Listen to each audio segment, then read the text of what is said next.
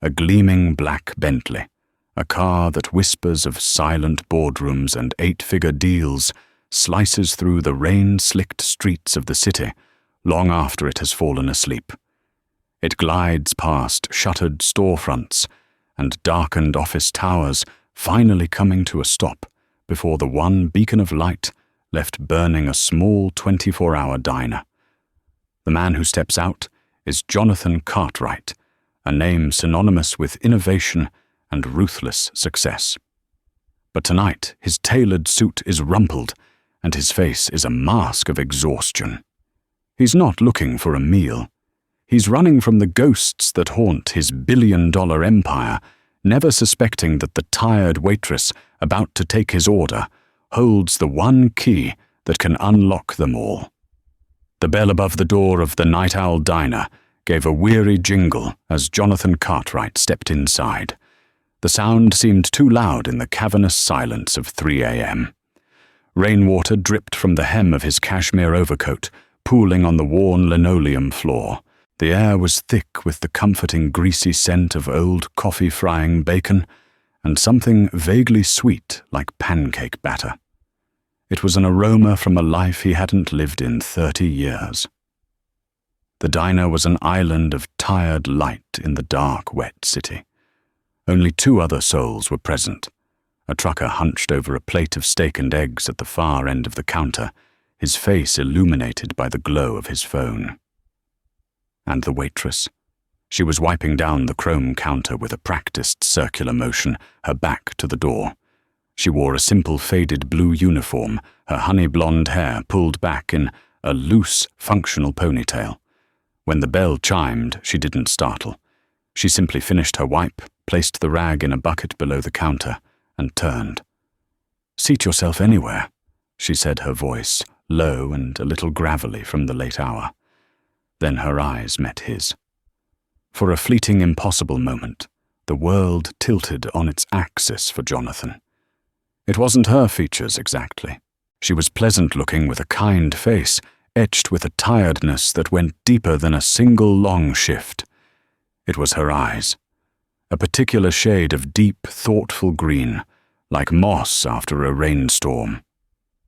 They held a quiet intensity, an observant stillness that struck a chord so deep within his memory, it was more vibration than thought. He shook his head, dismissing the feeling. Grief did strange things.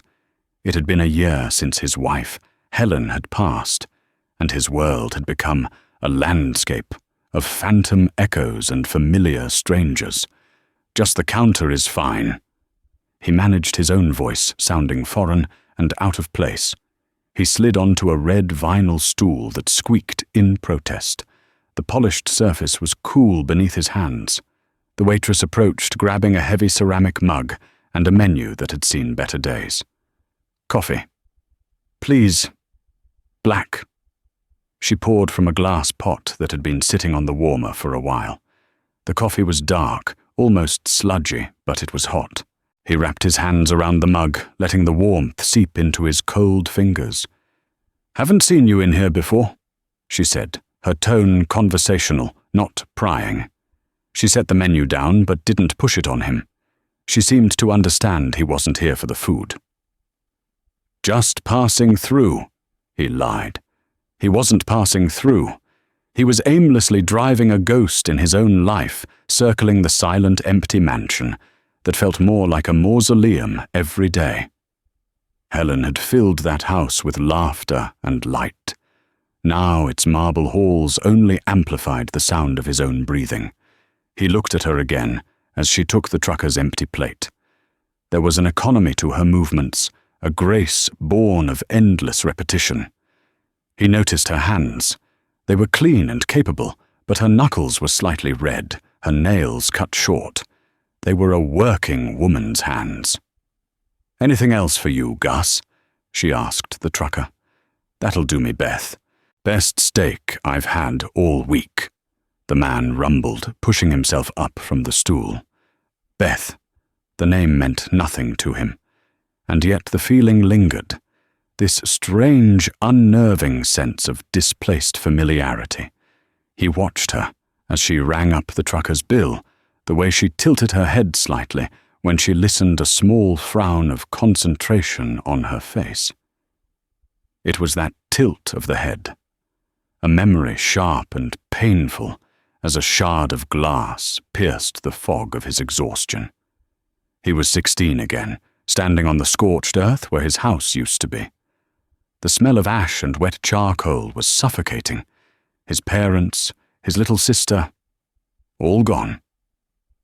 He was alone, a ward of the state, living in a small, sterile room in a foster home in Oak Haven, Pennsylvania.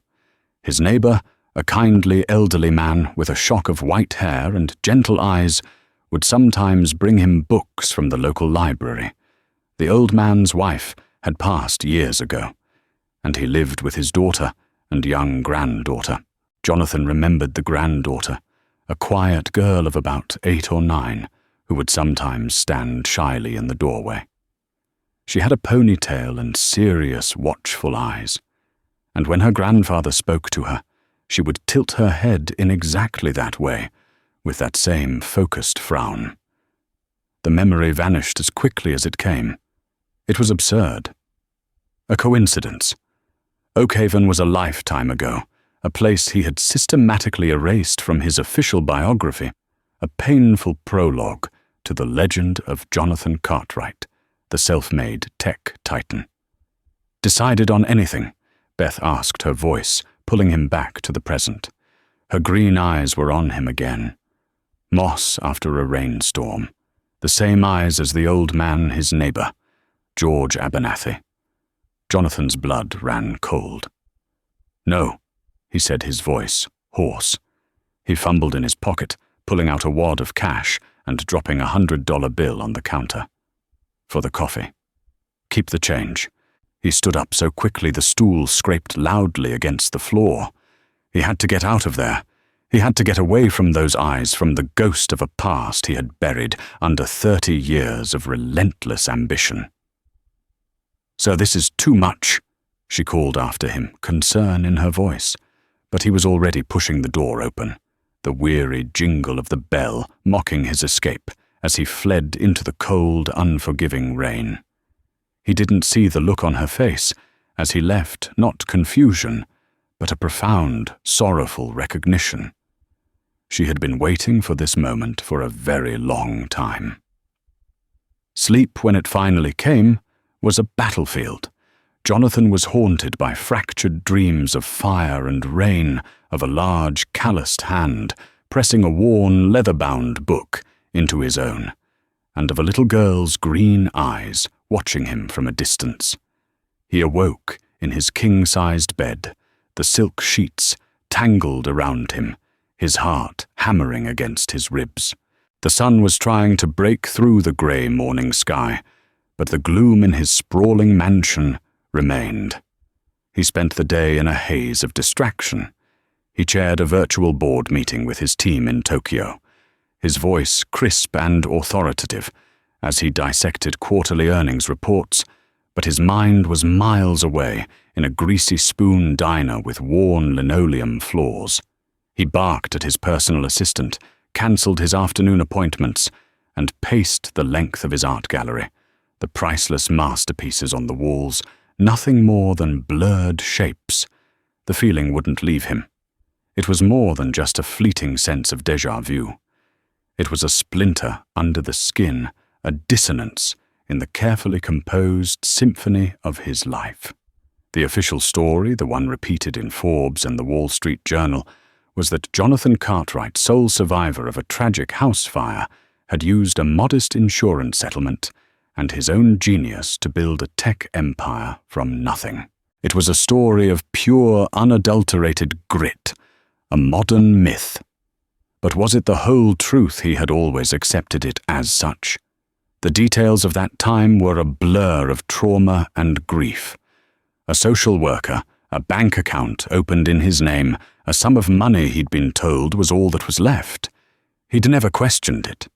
He'd been too focused on running on building a wall of success so high that the flames of his past couldn't possibly reach him. By nightfall, the obsession had become unbearable. He told his driver to take the night off. He didn't want the polished professionalism of his chauffeur, David, witnessing his descent into what felt like madness. He got into the Bentley himself and drove. The car, usually a sanctuary of quiet power, felt like a cage. He wasn't driving aimlessly this time. The vehicle seemed to have a mind of its own, navigating the familiar route back to the Night Owl Diner. He parked across the street, watching the diner's neon sign cast a lonely glow on the wet pavement. He sat there for nearly an hour, his hands gripping the leather steering wheel, a war raging within him. Go in and risk shattering a past he'd so carefully cemented over, or drive away and live with the splinter of doubt forever. Pride and fear battled, but it was the insistent echo of those green eyes that won. He got out of the car and walked across the street. The bell jingled again. Beth was there just as before. She was pouring coffee for a new set of late-night wanderers, a couple of college students cramming for an exam. She saw him, and this time her expression was unreadable. She nodded a simple greeting and gestured to the same stool at the counter. He sat down, the vinyl squeak, a familiar sound now. "You're back," she stated, her voice even. She brought him a mug of coffee without asking. "I am," he said, his throat dry. I acted strangely last night. I apologize." "Late nights make people strange," she replied, offering a small, non-committal smile. "No apology necessary." She turned to put the coffee pot back, and he saw his chance. "My name is Jonathan Cartwright." He said it as a test, watching for any flicker of recognition, any sign that she knew who he was beyond a man who left an absurdly large tip. She turned back her face, placid. "Beth Miller. Nice to meet you properly, Mr. Cartwright." Miller. It wasn't Abernathy. He felt a wave of relief so profound it almost made him dizzy, immediately followed by a pang of disappointment. Of course it wasn't her. It was a foolish, grief-fueled fantasy, a random waitress with familiar eyes. He was losing his mind. "You left this," she said, sliding his $100 bill back across the counter toward him. "Your coffee was $1.50. I meant for you to have it," he insisted, pushing it back. "I appreciate the thought," she said, her voice firm but not unkind. "But I can't accept it. It wouldn't be right." She slid the bill back to his side of the counter and placed a small, heavy sugar dispenser on it to hold it down. Her message was clear. Her dignity was not for sale. This simple act of refusal intrigued him more than anything. In his world, everyone had a price. People fawned over him, schemed for his attention for a fraction of his wealth. This woman, who likely earned in a month what he spent on a single bottle of wine, was turning down $100 without a second thought. "Fine," he relented, putting the bill away. "Tell me, Beth Miller, are you from around here?" He tried to make it sound casual, like idle chatter. Her hand stilled for a second, where she was wiping a clean spot on the counter. "Does anyone really feel like they're from a city this big? I've been here about 10 years?" And before that, he pressed, unable to stop himself. She looked up from the counter, and her green eyes locked onto his. The placid surface was gone. Now he could see the depths. There was a challenge in them, and a deep, ancient sadness. "I grew up in a small town. You've probably never heard of it," she said, her voice dropping almost to a whisper. "A little place in Pennsylvania called Oakhaven." The name hung in the air between them, heavy and undeniable. The world stopped. The clatter of cutlery, the low murmur of the students, the hum of the refrigerator, it all faded away. It was just him and her, and a name that held the ashes of his entire childhood. It wasn't a coincidence. It wasn't his grief-addled mind playing tricks on him. This was real. Why was all he could manage to breathe? "Why didn't you say something last night?" Beth leaned forward slightly, her voice barely audible over the diner's quiet hum. "Because you ran Mr. Cartwright. You've been running for 30 years. I had to be sure you were finally ready to stop." The drive back to the mansion was a blur. Jonathan didn't remember the turns he took or the traffic lights he obeyed. His mind was a maelstrom with a single word at its center: Oakhaven. He had spent a lifetime building a fortress around that name, and in a single night, a waitress in a cheap diner uniform had breached its walls with effortless precision. He stormed into his home office, a room paneled in dark mahogany and lined with first edition books. He ignored the stunning midnight view of the city skyline and went straight to the secure phone on his desk. He dialed a number he knew by heart. It was answered on the first ring. "Frank." "Jonathan, it's late. Is everything all right?" The voice on the other end belonged to Frank Keller, his head of security.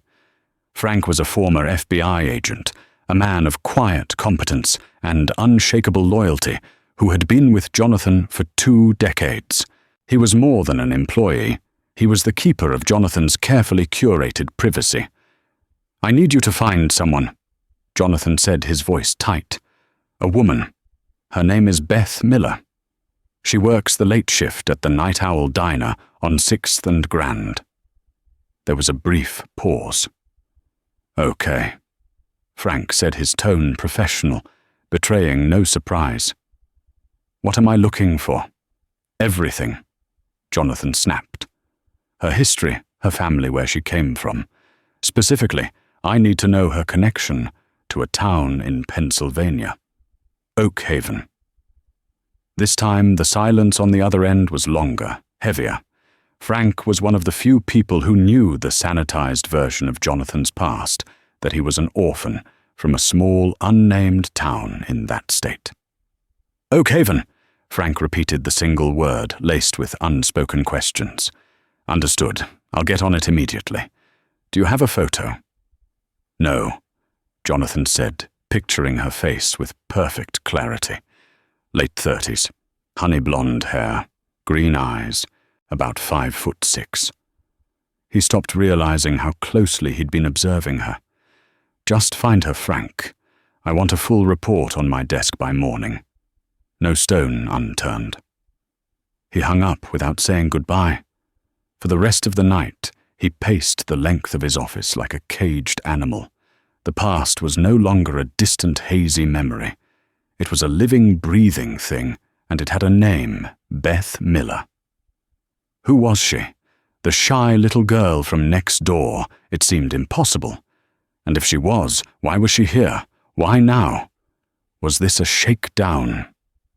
A meticulously planned attempt at blackmail? It didn't fit with her quiet dignity, with her refusal of his $100 tip. But 30 years in the cutthroat world of business had taught him to be suspicious of everyone's motives. By 8 a.m., a sleek encrypted tablet was delivered to his desk. Frank's report. Jonathan opened the file, his hands trembling slightly. Subject: Bethany Ann Miller. DOB 10-22-1987. Current address: Apt 4B, 1812, Henderson, St. Oakwood. Employment: The Night Owl Diner. Night shift manager, waitress. 8 years. He scrolled past the mundane details. No criminal record, no outstanding debts. Though her financial records showed a life lived paycheck to paycheck, a few traffic violations. Then he got to the section he was looking for. Family history. Mother Laura Miller. Née Abernathy, deceased, 2019. Father David Miller, deceased 2021. Maternal grandfather, George Abernathy, deceased 2005. Maternal grandmother, Anna Abernathy, deceased 1985. Place of birth, Oakhaven, Pennsylvania. There it was in cold, hard print. Abernathy. Jonathan sank into his leather chair, the air leaving his lungs in a rush. George Abernathy. The kind old man with the sad green eyes who had lived next to the foster home. the man who had seen a broken, angry 16-year-old boy and hadn't looked away. He remembered George bringing him books, not self-help or religious texts, but classic novels. The Count of Monte Cristo Great Expectations.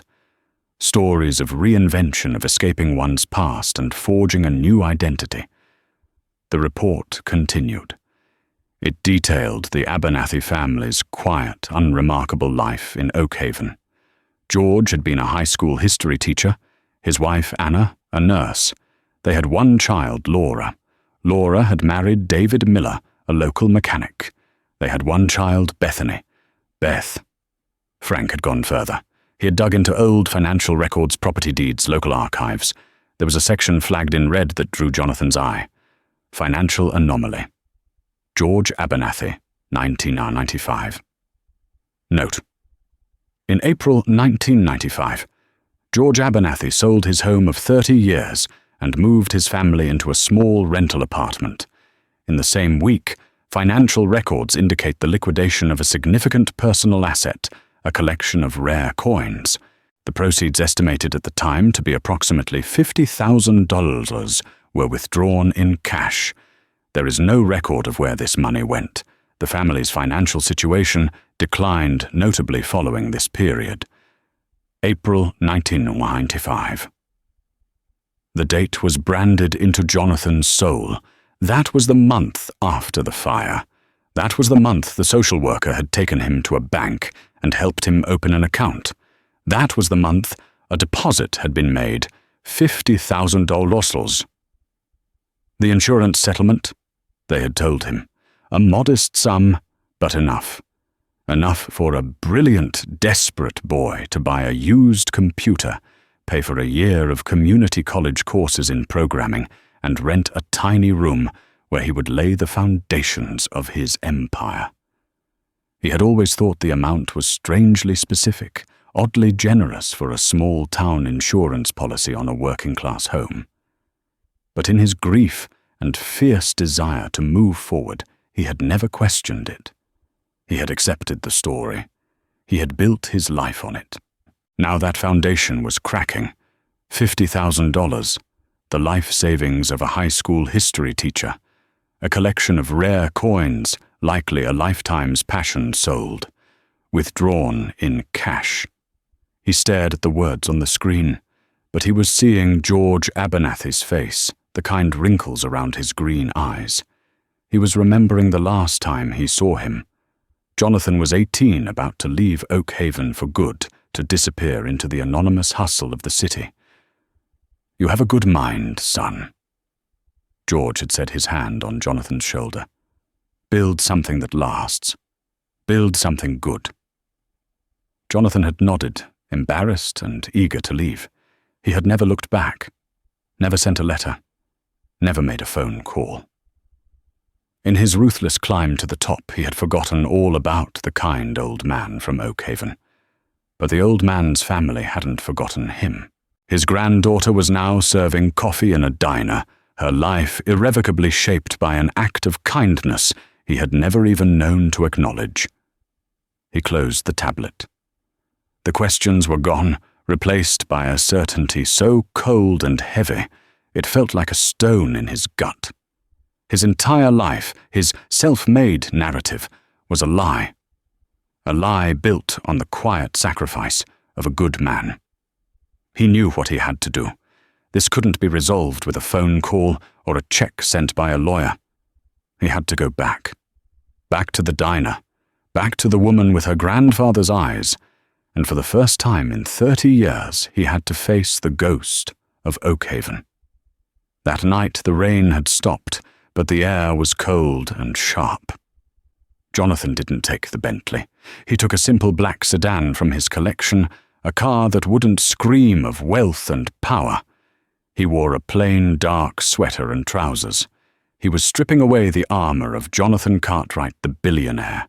Tonight he needed to be Jonathan, the boy from Oakhaven. When he entered the diner, the bell's jingle sounded like a summons. Beth was behind the counter, refilling salt shakers. She looked up as he entered, and her expression was different this time. There was no surprise, no professional mask, just a quiet, weary resignation, as if she knew this conversation was inevitable. He slid onto the same stool. It felt like his assigned place in this strange new reality. She walked over her movements, deliberate. She didn't bring coffee. She just stood on the other side of the counter, her hands resting on the cool chrome surface, and waited. The silence stretched between them, thick with unspoken history. Your mother was Laura Abernathy. Jonathan said, his voice low and steady. It wasn't a question. Yes, Beth replied, her voice equally quiet. I knew your grandfather. George. He said the name aloud for the first time in decades, and it felt like tasting a forgotten flavor, both bitter and sweet. He was my neighbor. After the fire. I know, she said. I remember you. The sad boy who was always reading. The word sent a jolt through him. That's who he was. Not a prodigy, not a future titan of industry. Just a sad, broken boy hiding from the world in the pages of books that her grandfather had given him. Beth, why are you here? He asked, the question raw with 1,000 others. After all this time, why now is this about money? He hated how crass the question sounded, but he had to ask. He had to know her motive. A flicker of something, anger or maybe hurt, crossed her face before being replaced by that profound weariness. You think after 30 years I tracked you down to ask for a handout? She gave a short, bitter laugh. Mr. Cartwright, you have no idea who my grandfather was. His charity didn't come with a price tag. Then why? He pressed his voice, rising slightly. Why work in this diner in this city? You could have found me at any time. Why wait until I stumbled in here by accident? It wasn't an accident, she said softly, and the words landed like stones. Not for me. I've been working here for 8 years. I knew you lived in this city. I knew about your company's headquarters, about the galas you attended. I've seen your picture in magazines 100 times. I knew that men like you, men who have everything, are often the most haunted. I knew that sooner or later you'd get tired of the silence in your big, empty house. You'd start driving at night, looking for something you couldn't name. I just had to be patient. He stared at her, stunned into silence by the sheer, calculated patience of her plan. She had laid a trap not of aggression, but of quiet waiting. She had trusted his ghosts to eventually lead him to her. The money, he said, his voice barely a whisper. The $50,000, the insurance settlement. There was no insurance settlement, Beth said, her voice flat, devoid of accusation. It was a simple statement of fact, which made it all the more devastating. Your parents' policy had lapsed 2 months before the fire. They were behind on the payments. There was nothing, less than nothing after the debts were cleared. The carefully constructed floor of his life gave way, and he was in free fall. Every speech he'd given about pulling himself up by his bootstraps, every interview where he'd talked about his rugged individualism, every ounce of pride he'd taken in being a self-made man, all of it turned to ash in his mouth. It was your grandfather. He breathed the realization settling into his bones. The coins. The report said he sold a collection of rare coins. Beth nodded slowly, her green eyes holding his. They were filled with a sorrow that seemed to belong to generations. His life's work. He started collecting them as a boy with his father. Each one had a story. He loved those coins. But he saw you a brilliant lost boy with nothing and no one. He said you had a fire in your eyes that hadn't been put out by the real fire. He believed in you. She reached under the counter and pulled out a small, worn, leather-bound book. She slid it across the counter. It was a journal. She opened it to a bookmarked page. The handwriting was neat, slightly slanted cursive. It was George Abernathy's hand. Jonathan read the entry dated April 16th, 1995. I sold the collection today, all of it. Laura is heartbroken, but she understands. I see in the boy Jonathan a chance to build something far more valuable than a portfolio of silver and gold. I have given him the proceeds under the guise of an inheritance. He is too proud to accept charity. Let him think he is on his own. Let him build his own legend. My only hope is that he builds something good, something that adds a little light to a world that has shown him so much darkness. It is a gamble, but he has the mind of an architect and the spirit of a survivor. A good man is a better legacy than a box of old coins. Jonathan looked up from the page, his vision blurred. He felt stripped bare, exposed. The legend of Jonathan Cartwright was a fraud. He wasn't a self-made man. He was a secretly sponsored one. He was the living embodiment of a good man's gamble. I never knew, he whispered the words, feeling utterly inadequate. I swear to you, Beth, I never knew. I know you didn't, she said, and for the first time, a hint of softness entered her voice. That was the point. He didn't want you to be burdened by gratitude. He wanted you to be freed by opportunity. He looked around the diner at its cracked vinyl and faded menus. He looked at Beth in her worn uniform, her hands chapped from work. This was the legacy of that choice. Her grandfather had given Jonathan a future, and in doing so had diminished his own family's. Your life, he said, his voice thick with emotion. You're working here, living paycheck to paycheck because of me, because of what he gave me. My life is my own, she said with a flash of pride. I'm not here for reparations, Mr. Cartwright. I'm not here for a check. Then for God's sake, Beth. Why? He pleaded. What do you want from me? She held his gaze, and the full weight of 30 years of silence, sacrifice, and secrets finally came to bear. I want you to understand, she said, her voice clear and strong. I want you to know the real story of how you began. And I want you to finally ask yourself the question my grandfather wrote in his journal, are you building something good? The question hung in the air, more damning than any accusation. Are you building something good? Jonathan Cartwright had built the largest, most successful software logistics company on the planet. Cartwright Solutions was a marvel of efficiency, a behemoth that had revolutionized global shipping and made him one of the wealthiest men in the world. He had built something powerful, something profitable, something big. But was it good? He thought of the ruthless takeovers, the thousands of jobs automated out of existence, the relentless focus on shareholder value above all else. He had created efficiency, but had he created happiness?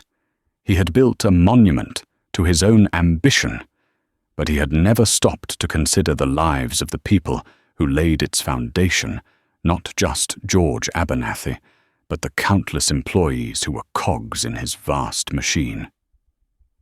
Tell me everything, he said to Beth, his voice ragged. Please, I need to know. And so, in the quiet hum of the night owl diner, as the city outside slept, Beth Miller told him the story. It wasn't a story of bitterness or resentment, but one of simple, hard truths. She spoke of her grandfather, the history teacher, who could make the past come alive. He wasn't just a kind old man. He was a pillar of his small community, a man who believed that the value of a life was measured in the positive impact it had on others.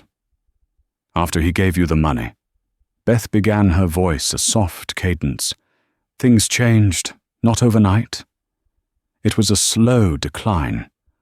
We moved from the house I grew up in to a small apartment across town. My grandfather kept teaching, but his spirit was a little diminished.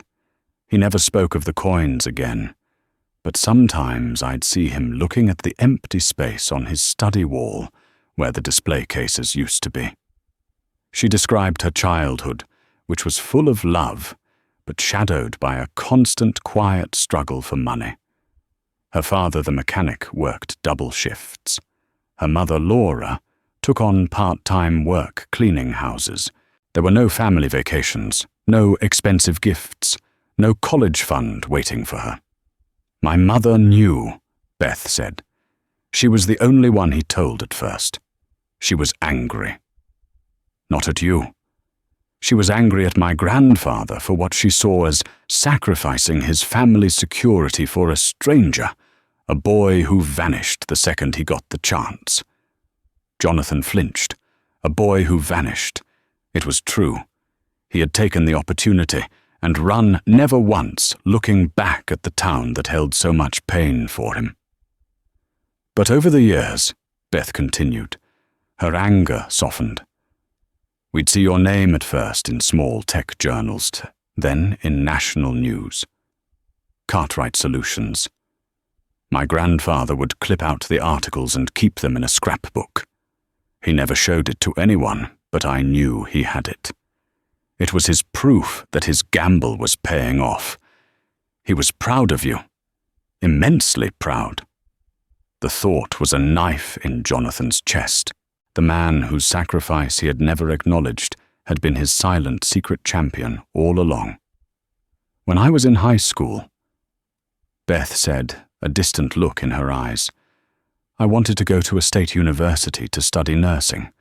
My grandmother had been a nurse. It was all I ever wanted. But there was no money. We couldn't even afford the tuition at the community college. She didn't say it with self-pity, just a flat recitation of fact.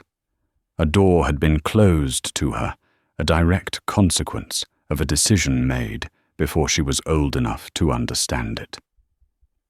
So she started working.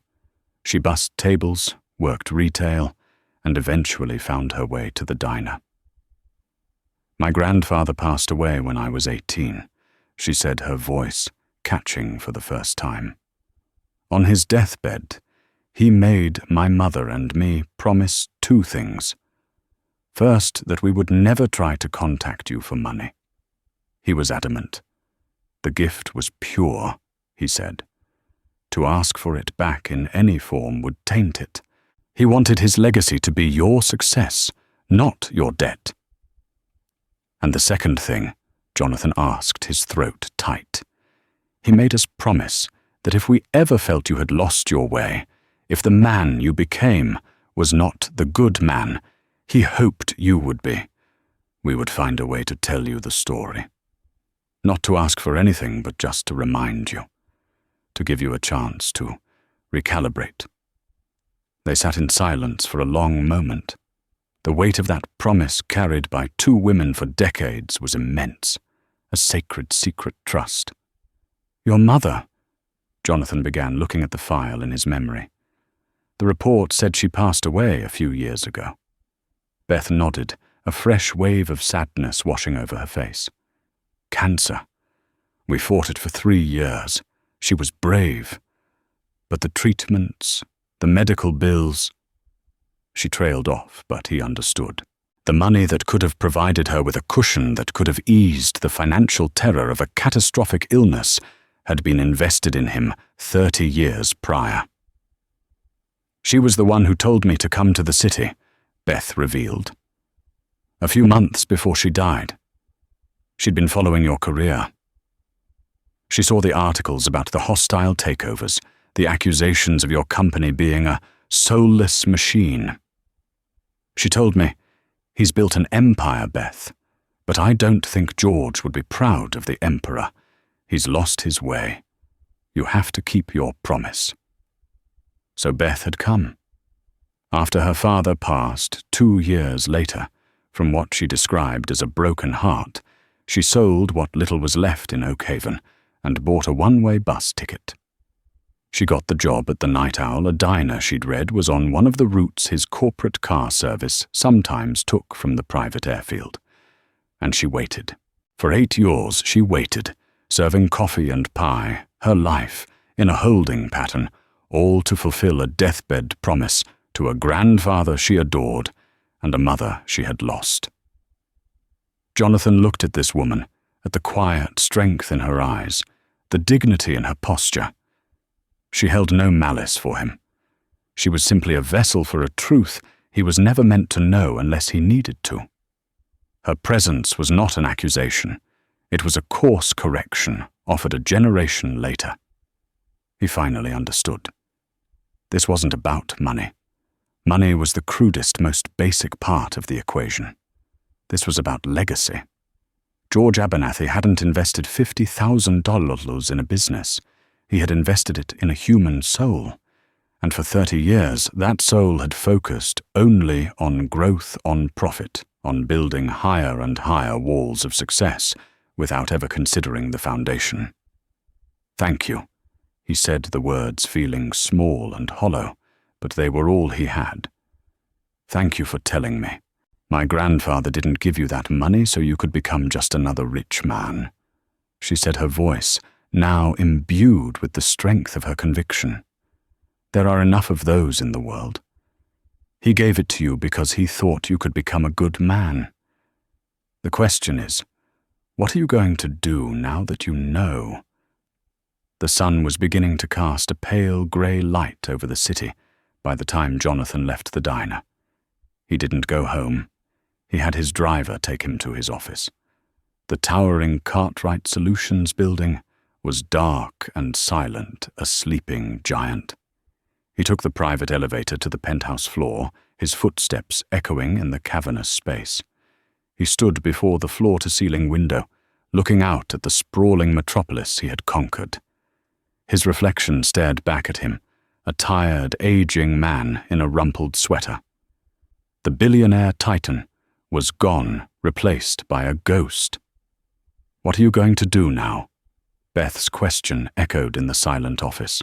For the first time in his adult life, Jonathan Cartwright had no strategic plan, no 5-year projection. He was utterly lost. His first instinct, the one honed by decades of solving problems with money, was to write a check. A very, very large check.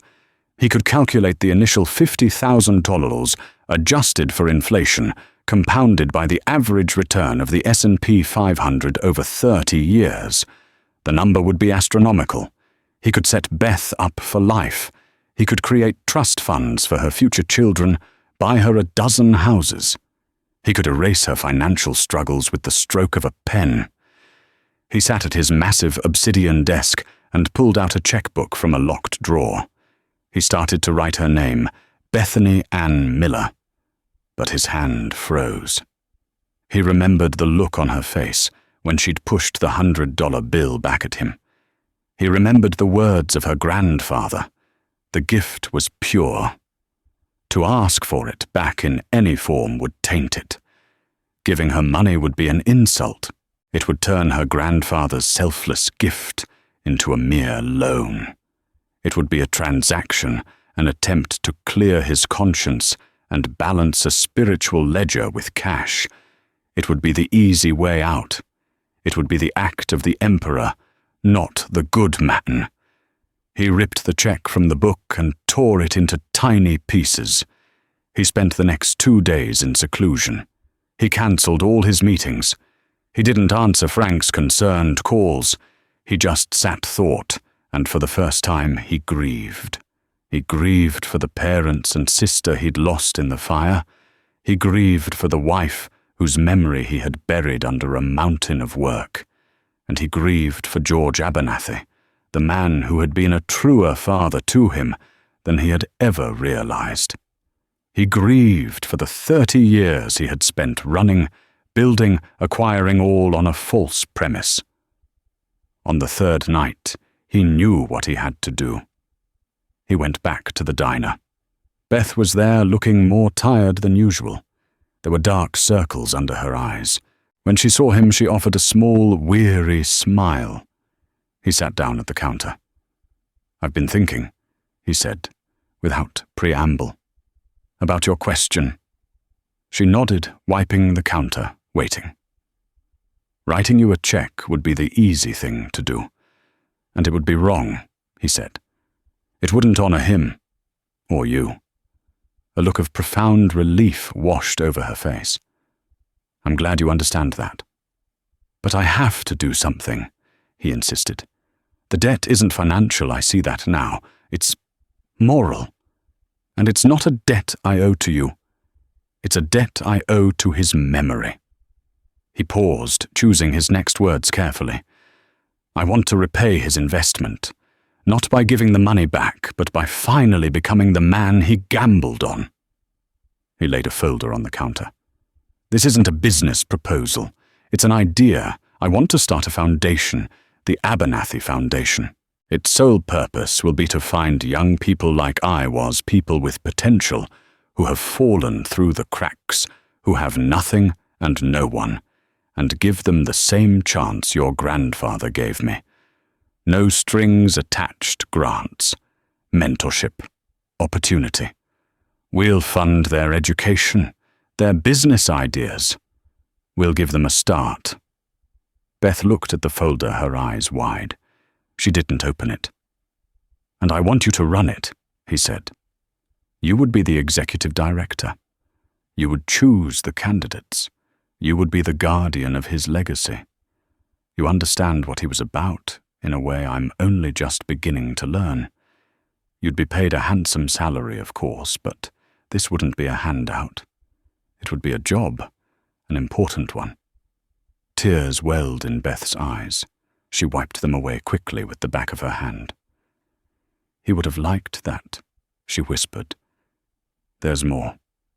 Jonathan said, his own voice thick with emotion. I'm changing the way my company operates. We're establishing a new charitable wing, a massive employee profit-sharing program, and ethical review boards for all our new ventures. We're going to build something good. It felt like a confession and a vow all at once. For a moment, it seemed like the story could end there, a neat, tidy resolution. But as Jonathan looked at Beth, he saw the exhaustion in her face was more than just the weight of her family's past. There was a fresh, raw pain there. A present-day crisis. Beth, he said gently, there's something else, isn't there? The promise, the waiting. It's a powerful story. But I feel like there's a reason you're here, a reason it's happening now. You look worried. She hesitated, her pride warring with a deeper need. Finally she broke. The composure she had maintained for days crumbled.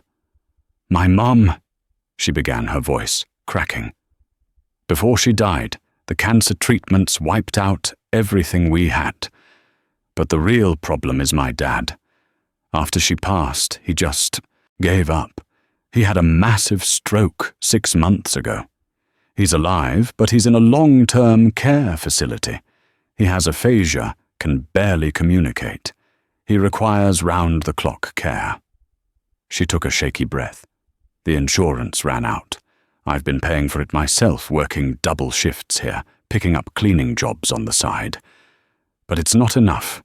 The facility is threatening to move him to a state-run home, a place where people go to be forgotten. I'm 3 months behind on the payments. They're giving me until the end of the month.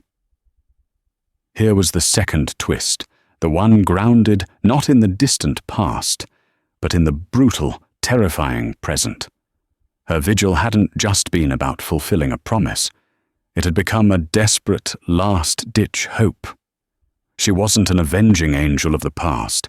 She was a desperate daughter trying to save her father. Why didn't you tell me? He asked, his heart aching for her. Because of the promise. She cried softly, tears now streaming down her face. We were never to ask you for money. I was trying to honor my grandfather, but I'm failing my father. I came to this city to keep a promise, but I was also praying for a miracle. I thought if you came, if you understood, I don't want your money for me, but for him, for my dad. Jonathan reached across the counter and for the first time placed his hand over hers.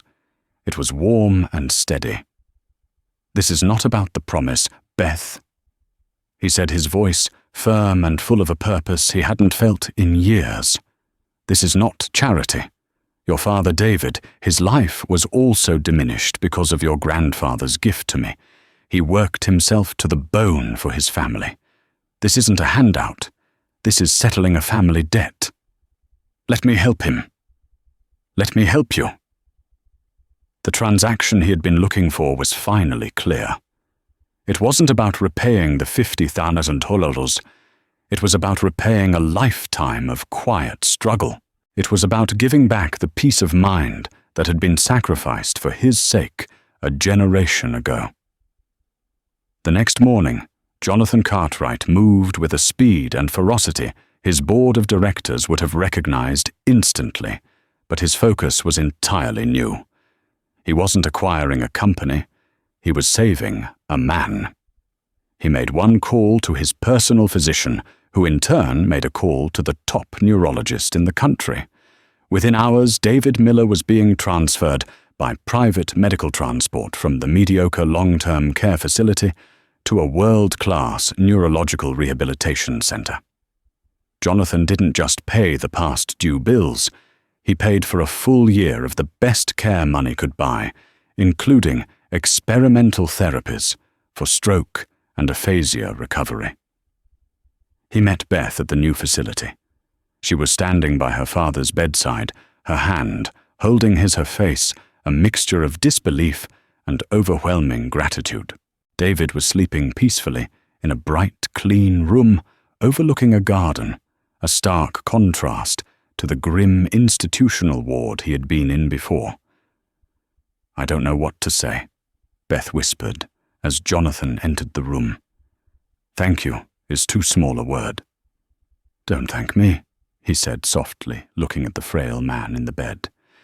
"This is just the first payment on an old debt." In the weeks that followed, Jonathan underwent a profound transformation. The Abernathy Foundation was no longer just an idea. It became his singular obsession. He brought in the best legal and philanthropic minds to structure it, endowing it with an initial fund of $500 million. He put the official announcement on hold, wanting everything to be perfect first. He insisted that Beth take a leave of absence from the diner to oversee her father's care and to begin the groundwork for the foundation. He set her up with an office, a staff, and a simple first directive. Find the first 10 Abernathy scholars. Find the kids who have that fire in their eyes. Beth flourished. Freed from the crushing weight of financial desperation, her natural intelligence and compassion shone. She had an innate ability to see past a troubled exterior to the potential within, just as her grandfather had. She poured all her energy into the project, working with social workers and guidance counselors in underserved communities. Jonathan, meanwhile, was waging a quiet revolution at his own company. He met with his stunned board and announced the new direction for Cartwright Solutions. Profits would no longer be the sole metric of success. From now on, they would also be measured by their Community Impact Score. He faced resistance, of course. Some board members threatened to quit. A few major investors balked. But Jonathan, for the first time, was unmovable. He wasn't fighting for market share. He was fighting for his soul. He and Beth began meeting regularly, not in a boardroom, but at the neurological center in the quiet garden outside David's room. They would talk about the foundation's applicants, their stories of hardship and resilience echoing his own.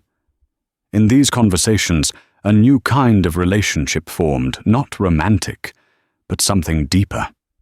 It was a bond of shared history, of a past that had been unearthed and was now being used to build a future.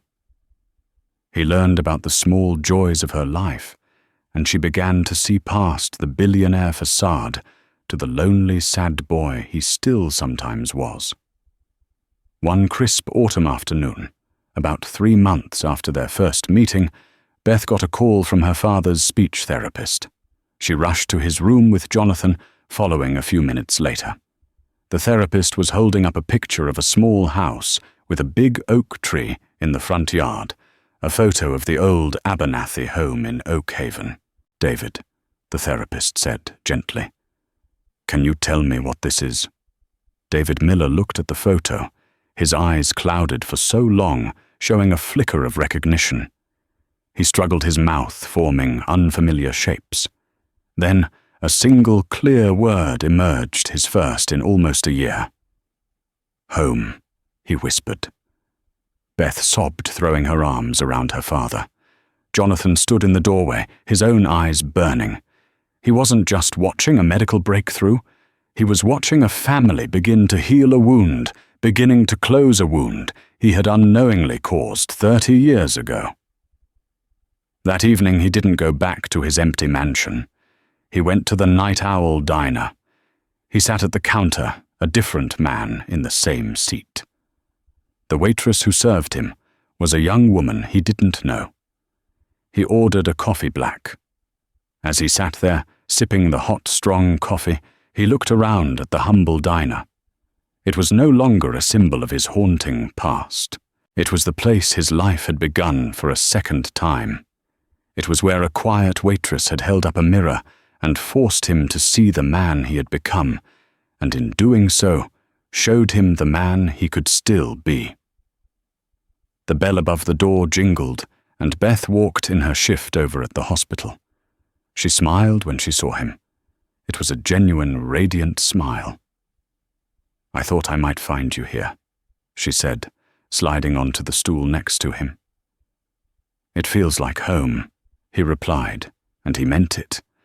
He had spent a lifetime building an empire of cold, hard logic, but now, thanks to the ghost of a kind history teacher and the quiet perseverance of his granddaughter Jonathan Cartwright, was finally learning to build something good. He was building a foundation not of concrete and steel, but of kindness and second chances, a legacy worthy of the name Abernathy. The story of Jonathan Cartwright and Beth Miller isn't just about a billionaire and a waitress. It's a powerful reminder that our lives are built on foundations we often can't see.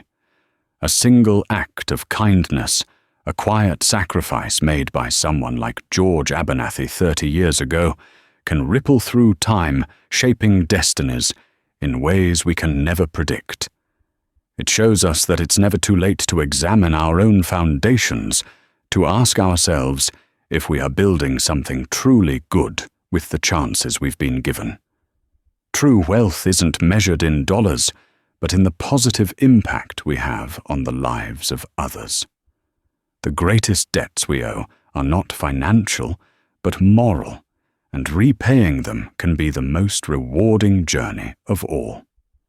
If this story of hidden history and profound redemption moved you, please give this video a like and share it with someone who appreciates stories about the powerful, unseen connections that shape our world.